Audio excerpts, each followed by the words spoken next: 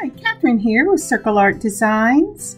Today we will be working on Project 3 from the January Bargain Bead Box. This will be a Labradorite and Leather bracelet. I hope I said that right. Let's get started.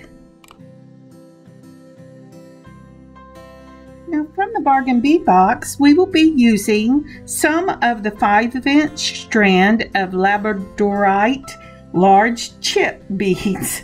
Boy, that's a mouthful.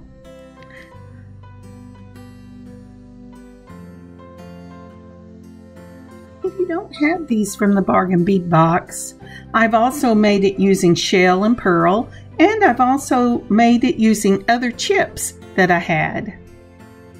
So get creative. I will also be using a 4mm silver bead from the Metalworks. I believe I got that at Joann's.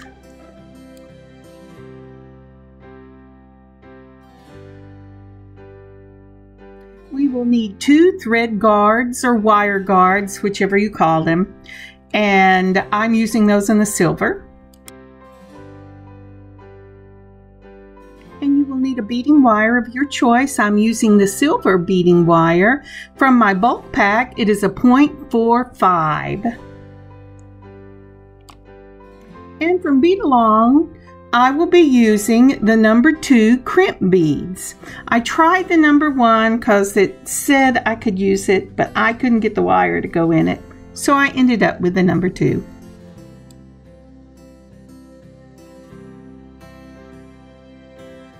You will also need your standard tools of a wire cutter, a chain nose pliers, straight nose pliers, and a curved nose pliers to put this together. You will also need jump rings of your choice. I used a medium-sized jump ring. I'm using the oval in silver. You will also need a ring, pretty heavy duty jump ring, or you can use a closed ring for 2 of those for the bracelet on either end. And you will need leather ends, the little metal leather ends for the leather part of your bracelet. Sorry I didn't get those filmed, but I do put a picture up and I have the other things listed here so you can see what they look like. I reworked this bracelet twice before I was happy with it. Okay, let's get started. The first thing you'll need to do is cut yourself a goodly amount of your wire. If you want the top of your bracelet to be 3 inches, then you need to cut between 4 and 5 inches so you have enough to put your thread guards on. And there is my trusty little marker to make sure my hands don't run off the screen. Well, maybe. Because this is the first side, I'm putting my thread guard or wire guard, they're listed both ways, on first. I will bring it around the U shape and back down so that the thread is snug real tight in that thread guard. And then I will put my crimp on from the other end and just slide it up. When you're sliding your crimp up, make sure that you get both sides of the wire into the crimp. And make sure the wires stay straight. Don't let them cross over.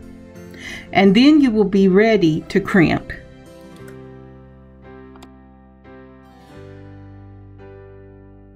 Now your crimp tool will have 2 sections to it. A front section, which is a very small rounded section, and then at the back of the section you have a larger section with an M shape on one side. We begin with the back section. You place your crimp bead in, making sure your wires are straight, and mash. This will make an M shape in the crimp bead. Then you move it to the front and you turn it so that the M is facing up and down as opposed to side to side, the way you just did it. And then you're going to mash again, and that will close that crimp bead up and make a little circular tube. Now when you're finished, you can either cut one of your wires, the small one, off, or you can bead over it. I tend to cut mine a little later whenever I'm working on these. We start now with our 4mm silver round bead.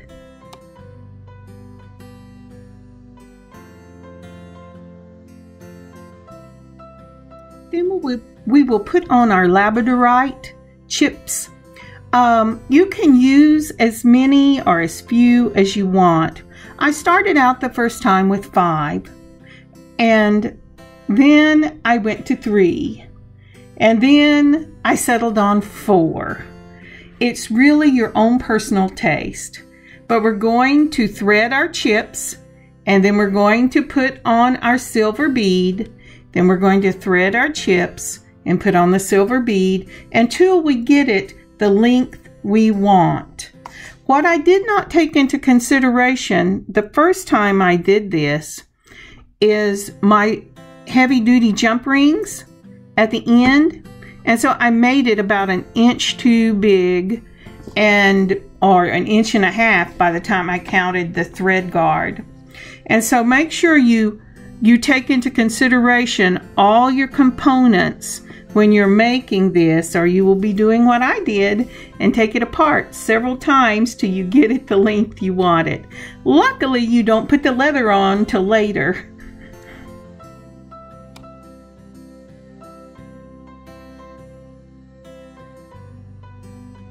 Okay, let's speed this up just a little bit.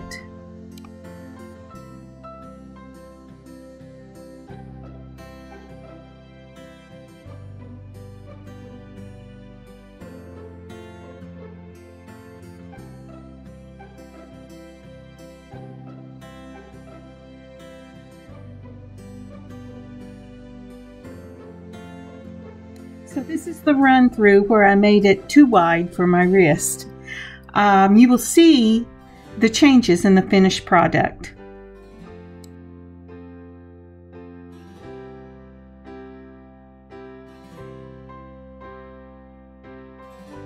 Now that we're at the other end, we will put on our crimp. Then we will put on our wire guard, making sure we get our beading wire snug into the U of that wire guard, and then our wire through the crimp, through 1 or 2 of the beads you have just strung, making sure that the wire does not cross, and then we will crimp. Back hole first, then the front hole on its side so it mushes that M down.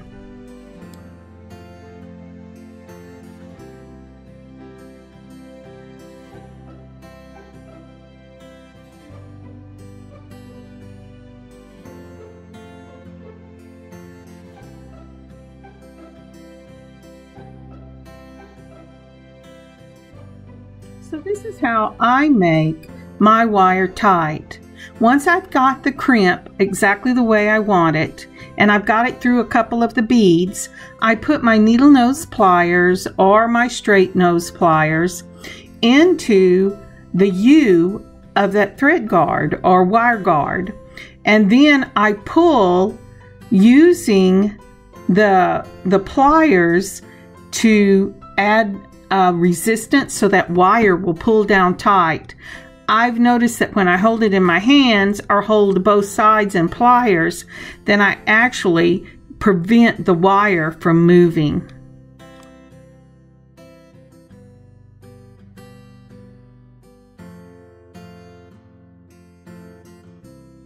One more little tug and I'll be ready to use my crimpers.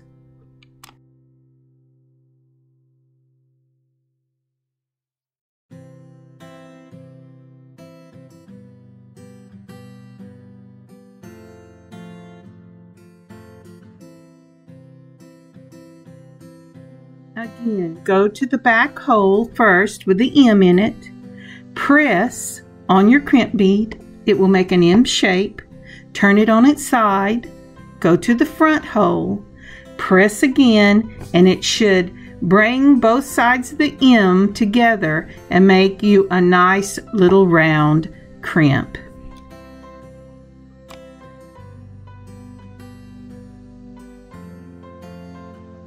When that's done, use your wire cutters and clip the remaining wire that you have left over. Be very careful not to clip the one that's in the middle, because you'll have to start all over. I've done that before too. Just the short wire. And you're ready for the next step.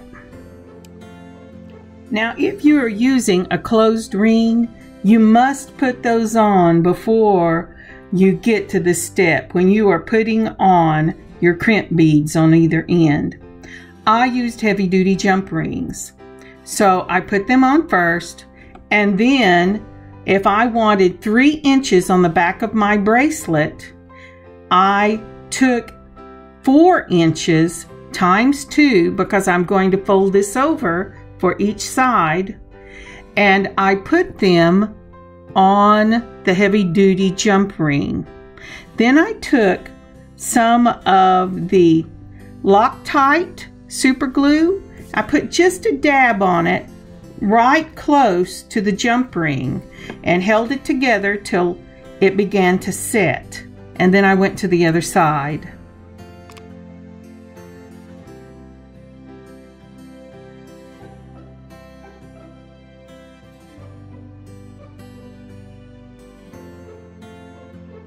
You might be wondering, well, why didn't you glue it right up against the jump ring? That's because I am going to wrap each of the ends to give them a finished look and a little more strength with 26 gauge wire.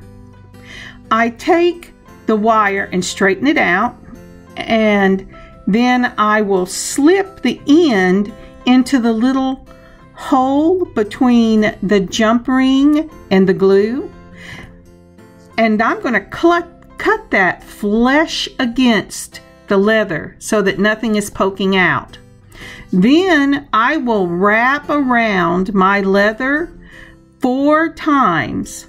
Then I will lift the leather up and tuck that end right up against the glue again, and then I'll cut it flush against the leather again. That hides your ends. To make this double secure, I will then take my chain nose pliers and I will mash down gently, well, firmly, but not to where I scratch the metal, so that the wire becomes embedded slightly into the leather, both on the outside and the inside, and this gives you a finished look on your bracelet.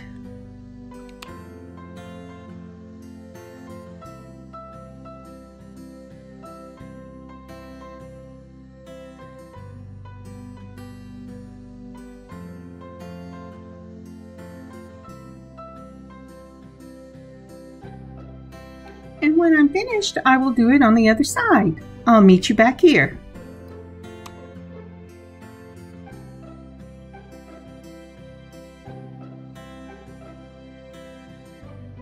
Please take a moment and like and leave a comment for this video. Thank you so much. It really does help us. I know I say that a lot, but it really does. Thank you. I'm sorry I didn't get a video of putting the end on, but I put a picture up here. You're going to measure your final bracelet to make sure it's the length that you want it to be after you have added the metal ending and your clasps. Once you're sure of that, clip your leather to the appropriate measurement, taking in consideration that you are going to add a metal ending, leather ending for it, and your jump ring and clasp. and your jump ring on the other end. You will see this in picture 2. When you cut your leather at the very beginning, make sure when you put both ends together they fit tightly into your metal ending.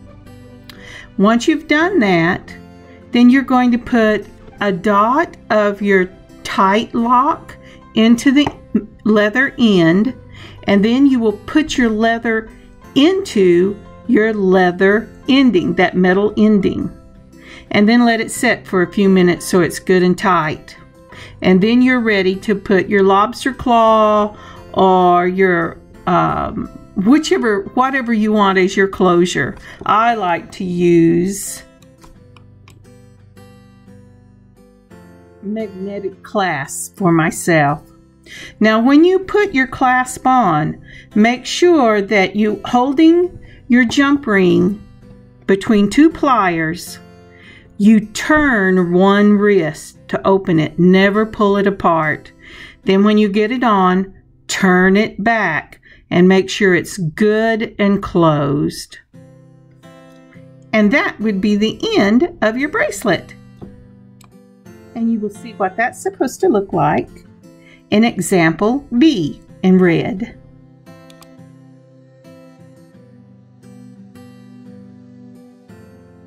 I will add pictures at the back of the finished product. Like I said, I did shorten it for my wrist. I wear a size 7 bracelet. It's 3 inches across my wrist, but I actually made it about 2.5 so that the beads would set right in the middle of my wrist, and I like that much better. Thank you so much for joining me today on this beading adventure. I had a wonderful time. I hope you did too. Go out and make you some wonderful leather bracelets and have a great beading day today. Catherine, Circle Art Designs.